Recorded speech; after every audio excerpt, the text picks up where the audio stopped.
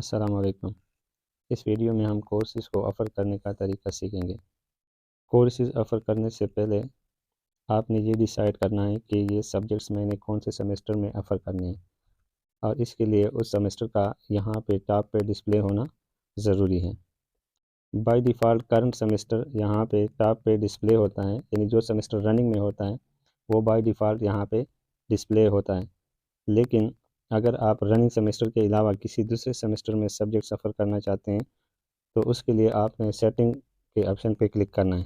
Setting के option पे जब आप क्लिक कर लेते हैं तो आपके सामने एक नई विंडो ओपन हो जाती है जिसमें यहाँ पे ऑप्शन है सेलेक्ट सेमेस्टर और इसके सामने एक ड्रॉप डाउन एरो है। उस ड्रॉप डाउन एरो पे जब आप क्लिक कर लेते हैं तो आपके सामने सेमेस्टर्स की लिस्ट डिस्प्ले हो जाती है कि आपने कौन से सेमेस्टर के लिए ये सब्जेक्ट ऑफ़र करने हैं। सपोज़ मैंने फ़ॉल 2023 के लिए ऑफ़र करना है तो फ़ॉल 2023 पर मैं क्लिक कर लूँगा। इसके बाद यहाँ पे सबमिट का बटन है, सबमिट के बटन पे मैं क्लिक कर लूँगा तो फ़ॉल 2023 सेमेस्टर सेलेक्ट हो जाएगा और यहाँ पे टॉप पे डिस्प्ले हो जाएगा। इसके बाद ऑफ़र कोर्सेज़ के ऑप्शन पर क्लिक कर लूँगा। ये ऑफ़र कोर्सेज़ का ऑप्शन है। ऑफ़र कोर्सेज़ पर क्लिक करने के बाद जो नई विंडो ओपन हो जाती है उसमें मुख्तलिफ़ ऑप्शंस हैं, लेकिन हमारा काम फ़िलहाल ऑफ़र न्यू कोर्सेज़ के ऑप्शन से है। ऑफ़र न्यू कोर्सेज़ के ऑप्शन पे जब क्लिक कर लेते हैं तो आपके सामने दो नए ऑप्शंस ओपन हो जाते हैं। उसमें है सेलेक्ट डिग्री प्रोग्राम और इसका मतलब ये होता है कि आप ये सब्जेक्ट्स कौन से डिग्री प्रोग्राम के लिए ऑफ़र करना चाहते हैं। डिग्री प्रोग्राम्स की लिस्ट डिस्प्ले करने के लिए आपने इस ड्रॉप डाउन एरो पे क्लिक करना है और दूसरा ऑप्शन है सेलेक्ट बैच। बैच का मतलब ये होता है कि हमारे यहाँ एक डिग्री प्रोग्राम में more than one batches simultaneously running में होते हैं, यानी more than one batches simultaneously चल रहे होते हैं। उनमें से जिस बैच के लिए आपने सब्जेक्ट ऑफ़र करना है उसको आपने सेलेक्ट करना है और इसके लिए इस एरो की पे आप क्लिक कर लें तो आपके सामने बैचेस की लिस्ट डिस्प्ले हो जाएगी, उसमें से आपने सेलेक्ट करना है। तो सबसे पहले हम डिग्री प्रोग्राम सेलेक्ट करते हैं कि ये सब्जेक्ट मैंने कौन से प्रोग्राम के लिए ऑफ़र करना है। सपोज़ मैं बॉटनी डिपार्टमेंट के लिए ऑफ़र करना चाहता हूँ, बीएस बॉटनी प्रोग्राम के लिए, तो मैंने bachelor of science in botany पे क्लिक किया और इसके बाद मैंने बैच के ऑप्शन पे क्लिक करना है तो मेरे सामने बैचेस की लिस्ट डिस्प्ले हो गई जो, और ये वो बैचेस है जो अभी रनिंग में हैं। इनमें से जिस बैच के लिए मैं ऑफ़र करना चाहता हूँ वो बैच मैं सेलेक्ट कर लूँगा।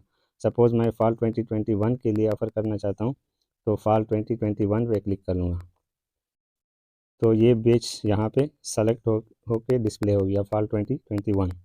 इसके बाद यहाँ पे लिखा हुआ है courses will be offered in fall 2023, यानी सेटिंग में आपने जो सेमेस्टर सेलेक्ट किया था ये वाला फ़ॉल 2023, ये इस सेमेस्टर की तरफ इशारा है कि आपके कोर्सेज़ इस सेमेस्टर में डिस्प्ले होंगे या ऑफ़र होंगे। इसके बाद नीचे आपका एक टेबल है और ये असल में हमारा कोर्स कैटलॉग है, यानी जितने भी सब्जेक्ट यूनिवर्सिटी में ऑफ़र हैं वो सब कोर्सेज़ इस टेबल में मौजूद हैं।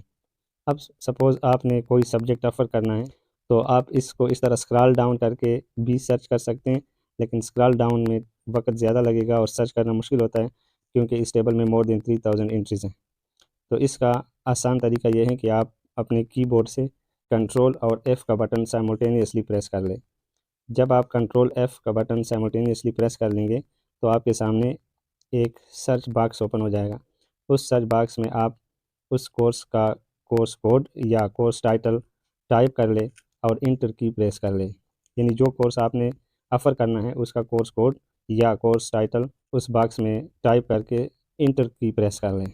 जब आप इंटर की प्रेस कर लेंगे तो सर्च बॉक्स में जो कोर्स टाइटल या कोड आपने टाइप किया था उससे रिलेटेड जितने रिकॉर्ड्स मौजूद हैं उन रिकॉर्ड्स की तादाद डिस्प्ले हो जाएगी और उनमें से सबसे पहला रिकॉर्ड सेलेक्ट हुआ होगा। अब आप उस रिकॉर्ड को देख लें, अगर वो आपके रिक्वायरमेंट्स के मुताबिक है, यानी जो सब्जेक्ट आप सर्च करना चाहते हैं एग्जैक्टली वही सब्जेक्ट हैं, और एग्जैक्टली वही का मतलब ये है कि उसका कोर्स कोड, कोर्स टाइटल और क्रेडिट आवर्स वही है जो आप सर्च करना चाहते हैं। तो इस कोर्स के एक चेक बॉक्स है लेफ़्ट मोस्ट साइड पे, उस पे आप क्लिक कर लें तो ये सब्जेक्ट सेलेक्ट हो जाएगा।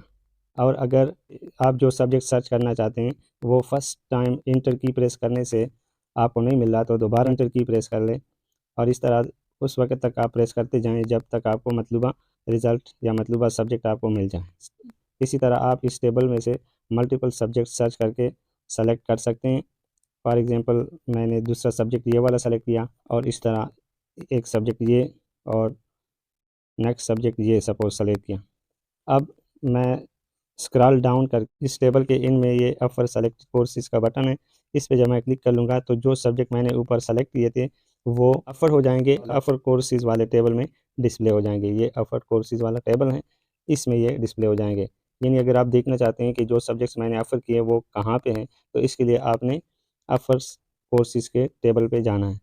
तो अपर कोर्सेज़ पे आप क्लिक कर लेंगे और वो सब्जेक्ट यहाँ पे आपके इस टेबल में डिस्प्ले हो जाएंगे।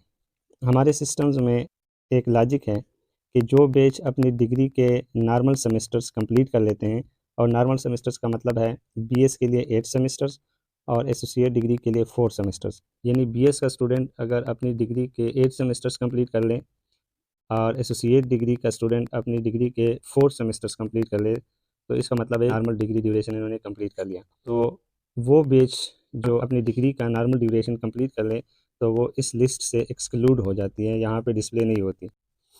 फॉर एग्जांपल फॉल 2019 में जिन स्टूडेंट्स ने एडमिशन लिया था उनका नॉर्मल ड्यूरेशन स्प्रिंग 2023 में कंप्लीट हो गया, यानी 8 सेमेस्टर्स उनके स्प्रिंग 2023 में कंप्लीट हो गए। अब इन स्टूडेंट्स के लिए फॉल 2023 इनका 9th सेमेस्टर है, यानी एक्स्ट्रा सेमेस्टर है। सपोज़ अब फॉल 2019 बैच का कोई स्टूडेंट एक्स्ट्रा सेमेस्टर यानी 9th सेमेस्टर में, जो कि इनका फॉल 2023 बन रहा है, कोई सब्जेक्ट रिपीट करना चाहता है, तो इनके लिए अगर ये सब्जेक्ट जो सब्जेक्ट वो रिपीट करना चाहता है इनमें से किसी बैच के लिए ऑलरेडी ऑफ़र है, तो फिर तो कोई मसला नहीं है। आप उसी सब्जेक्ट को रिपीट स्टूडेंट्स के लिए या उस फॉल 2019 बैच के स्टूडेंट्स के लिए भी रजिस्टर कर सकते हैं। लेकिन अगर वो सब इन बैचेज़ में से किसी बैच के लिए ऑफ़र नहीं है तो आप उसको अलग से ऑफ़र करेंगे, और अलग से ऑफ़र करने का तरीक़ाकार ये है कि आप यहाँ पे जो सेलेक्ट बैच का ऑप्शन है इसमें बैच का ऑप्शन आप ब्लैंक छोड़ दें, यहाँ पे कोई भी बैच इन बैचेज़ में से सेलेक्ट ना करें। और बाकी तरीक़ेकार फिर वही है कि आप वहाँ पे जाके यहाँ पे इन कोर्सेज़ में से कोई कोर्स फाइंड करके यानी कंट्रोल और F की प्रेस करके सर्च बॉक्स में टाइप कर ले उसका टाइटल और यहाँ चेक बॉक्स पे क्लिक कर ले और सबसे नीचे ऑफ़र सेलेक्टेड कोर्स के ऑप्शन पे क्लिक कर ले तो वो सब्जेक्ट ऑफ़र हो जाएगा।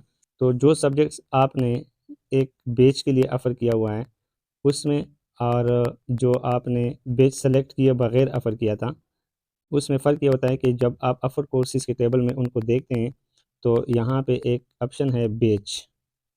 तो जो सब्जेक्ट आपने किसी बैच के लिए ऑफ़र किया है उसके सामने यहाँ पे बैच का ऑप्शन मौजूद है कि ये सब्जेक्ट फॉल 20 बैच के लिए ऑफ़र है या XYZ बैच के लिए ऑफ़र है। लेकिन जो सब्जेक्ट आपने बैच सेलेक्ट किए बग़ैर ऑफ़र किया था, यानी ऐसे बैच के लिए जिन्होंने अपनी डिग्री का नॉर्मल ड्यूरेशन कंप्लीट किया था उसके लिए ऑफ़र किया था, तो यहाँ पे बैच के ऑप्शन में वो वाला कॉलम ब्लैंक आएगा। फॉर एग्ज़ाम्पल इस तरह सीरियल नंबर 1, 2, 3 और 4 पे जो सब्जेक्ट्स हैं इनके लिए बैच वाला कॉलम बिल्कुल ब्लैंक है।